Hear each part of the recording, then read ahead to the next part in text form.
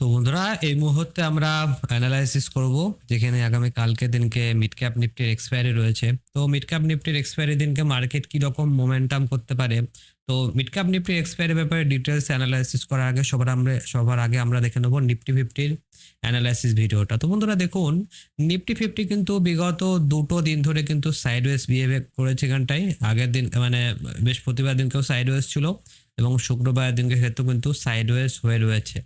আর যদি আমি আপনাদেরকে এই মুহূর্তে এখানটায় দেখায় যে কতটা গ্যাপ আপ হতে পারে, তো দেখুন এখানটায় গিফট নিফটি দেখাচ্ছে যে প্রায় 100 পয়েন্টের মতো গ্যাপ আপ হওয়ার একটা সম্ভাবনা রয়েছে। দেখতে পাচ্ছেন প্রায় 105 পয়েন্ট মতো গ্যাপ আপ হতে পারে। তো সেক্ষেত্রে যদি মার্কেটে আগামী কালকের দিনকে গ্যাপ আপ দেয়, তো গ্যাপ আপ দিলে তো সবকটা ইন্ডেক্সে গ্যাপ আপ দেবে, তাই না?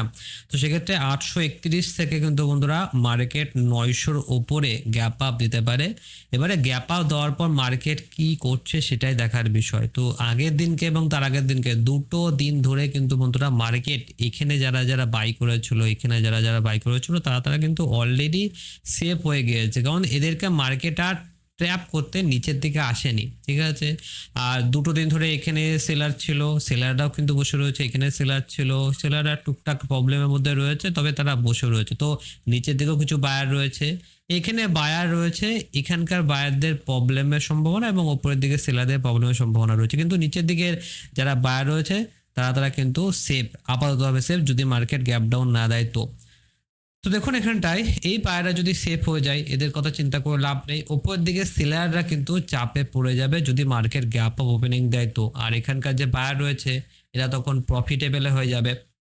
তো যদি এরা প্রফিটেবল হয়ে যায় তো সেক্ষেত্রে কিন্তু বন্ধুরা মার্কেট একটুখানি নিচের দিকে নামতে পারে। যদি মার্কেট গ্যাপ আপ ওপেনিং দেয় তো কিভাবে ট্র্যাপ করবে, কারণ উপরের দিকে তো এসএল নেই, উপর দিকে কিন্তু বন্ধুরা কোনো রকম স্টপ লস নেই। তো সেক্ষেত্রে এই যে সেলার রয়েছে, এই যে সেলাররা রয়েছে তারা কিন্তু বন্ধুরা 900-র ওপরে গেলে স্টপ লস দিতে আরম্ভ করে দেবে, স্টপ লস কিন্তু তারা নিয়ে নেবে।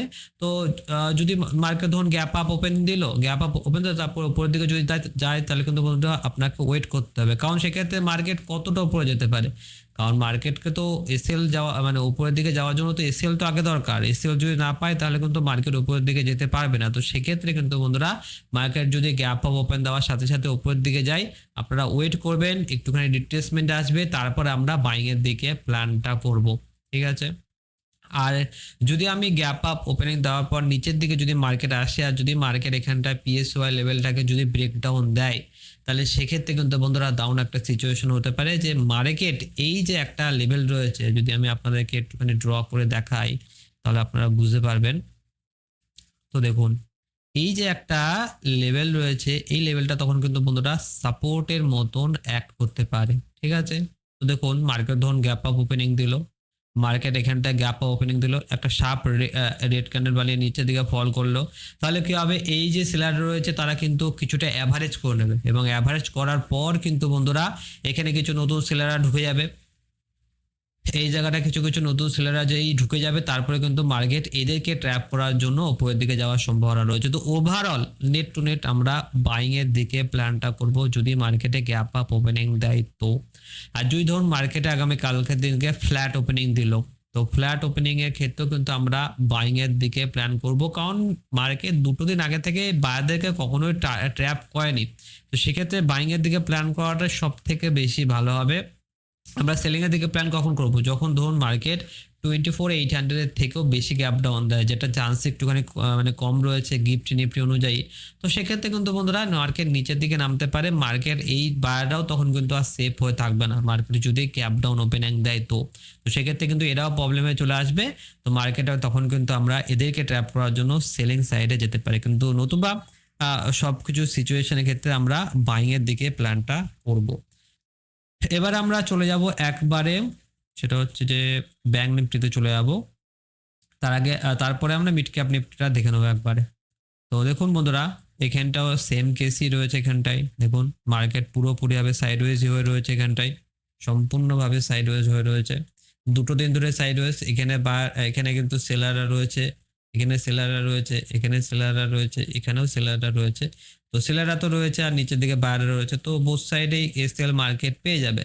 কিন্তু যদি মার্কেটে একটা বড়সড় গ্যাপ ওপেনিং দেয় তো সেক্ষেত্রে কিন্তু এই যে সেলাররা রয়েছে তারাই কিন্তু ট্র্যাপ হবে, সেক্ষেত্রে মার্কেট উপরের দিকে যেতে পারে।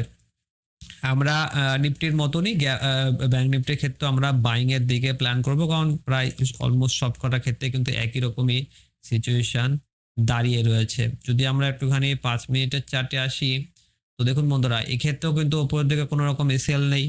তো সিচুয়েশনটা প্রায় সমান আপনারা বলতে পারেন নিফটি ব্যাংক নিফটি ক্ষেত্রে, শুধুমাত্র চার্ট একটু ডিফারেন্স হতে পারে, কিন্তু ওভারঅল মার্কেটের যে স্ট্রাকচার সেটা কিন্তু বন্ধুরা একই রয়েছে। এবং ব্যাংক নিফটির ক্ষেত্রে ব্যাংক নিফটি বুলিশ সেন্টিমেন্টই দেখাচ্ছে, মার্কেট উপরের দিকে যাচ্ছে এখানটায়। হ্যাঁ মানে ব্যাংক নিফটির তুলনায় নিফটি একটু বেশি বুলিশ রয়েছে।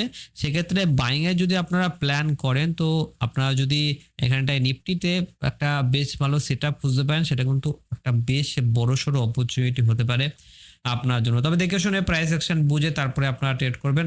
আর প্রাইস অ্যাকশনের কথা যখন উঠে গেল, আমরা কিন্তু একখানা সাপোর্ট এবং রেজিস্ট্যান্সের পার্ট 1 ভিডিও রিলিজ করে দিয়েছি। আপনাদের মধ্যে অনেকে ভিডিওটা দেখেননি, তো আপনারা যারা যারা ট্রেডিং শিখতে চান তারা কিন্তু অবশ্যই আমাদের ওই একখানা পার্টিকুলার ভিডিওটা অবশ্যই দেখে নেবেন। সাপোর্ট অ্যান্ড রেজিস্ট্যান্স কিভাবে আমরা পারফেক্টলি অ্যাকুরেটলি ড্র করতে পারি, যেরকম ভাবে আমি সাপোর্ট অ্যান্ড রেজিস্ট্যান্স ড্র করে থাকি, তো অবশ্যই কিন্তু আপনারা ওই ভিডিওটা দেখে নেবেন।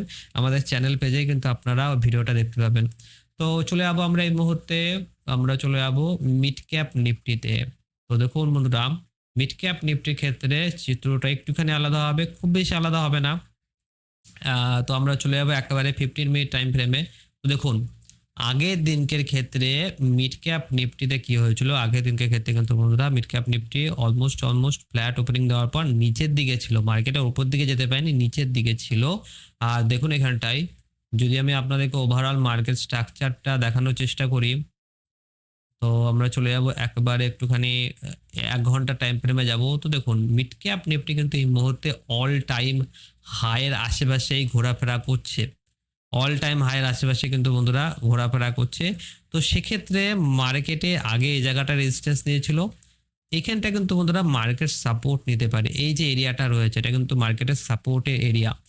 তো সেক্ষেত্রে সেক্ষেত্রে কিন্তু বন্ধুরা আগের দিনকে এবং তার আগের দিনকে মার্কেটে এখানে কিছু কিছু সেলাররা ছিল, এখানে কিছু কিছু সেলাররা ছিল। তো এই মুহূর্তে দেখুন যখন কোনো ইন্ডেক্স অল টাইম হাইয়ের আশেপাশে ট্রেড করে, সেক্ষেত্রে সকলেরই সিচুয়েশন হয়ে থাকে যে মার্কেট তো অনেকটা উপরে চলে গিয়েছে, আর কতটা উপরে যাবে, চলুন আমরা এখানটায় সেলিং করে নিই। সেক্ষেত্রে বহু রিটেল ট্রেডার বলুন কিংবা বহু হচ্ছে একটুখানি ছোটোখাটো অপারেটর লেভেল বলুন, তারা কিন্তু বন্ধুরা এখানে সেলিং করেছে। তারা কি করে, টপে সেলিং করার চেষ্টা করে সবসময়, তাই না? টপে সেলিং করবো, বটমে আমরা বাইং করবো, কিন্তু কেউই এই দুটো জিনিস করতে পারে না, কারণ মার্কেটের টপ কিংবা বটম খোঁজা অতটা সহজ কাজ না, আর মোস্টলি মানুষ কিন্তু ফেলই হয়। তো এক্ষেত্রেও কিন্তু বন্ধুরা ফেল হওয়ার একটা বড়সড় চান্স রয়েছে। কেন চান্স রয়েছে? কারণ মার্কেটে যদি গ্যাপ আপ ওপেনিং দেয়, তো সেক্ষেত্রে 13,000-এর উপরে যদি গ্যাপ আপ ওপেনিং দেয়, তো মার্কেট সরাসরি সেলারদেরকে ট্র্যাপ করার জন্যই কিন্তু সেলারদের এসএল খাওয়ার জন্য মার্কেট উপরের দিকে যাবে। তো মার্কেট 13,200-র কাছাকাছি চলে আসলেই এরা সব কটা এসএল দিতে আরম্ভ করবে এবং মার্কেট আরো বেশি শুট আপ করবে এবং মার্কেট আরো বেশি উপরের দিকে চলে যাবে।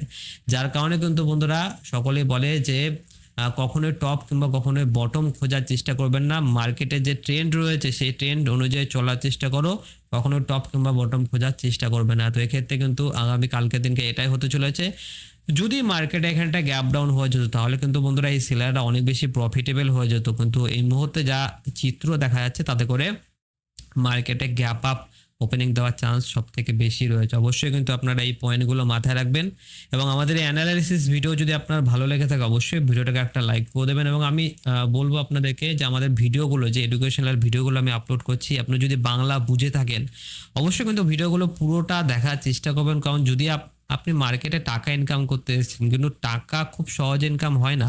মার্কেটে টাকা ইনকাম করতে গেলে আপনাকে অনেক কিছু শিখতেও হবে, আর যদি আপনি শিখার ইচ্ছাটা যদি আপনার না থাকে তাহলে সেক্ষেত্রে কিন্তু মার্কেট আপনাকে টাকা দেবে না। যদিও বা টাকা দিয়ে থাকে সেই টাকা আপনাকে মার্কেটকে অবশ্যই ফেরত দিতে হবে যদি আপনার শিখার ইচ্ছাটা না থেকে থাকে। অবশ্যই যে এডুকেশনাল ভিডিওগুলো বানাচ্ছি দেখে নেবেন, আপনাদের অনেক বেশি উপকারে কাজে লাগবে এবং খুব ভালো করে ভিডিওগুলো বানাচ্ছি। তো আপনাকে অসংখ্য অসংখ্য ধন্যবাদ ভিডিওটা শুরু থেকে শেষ পর্যন্ত দেখার জন্য।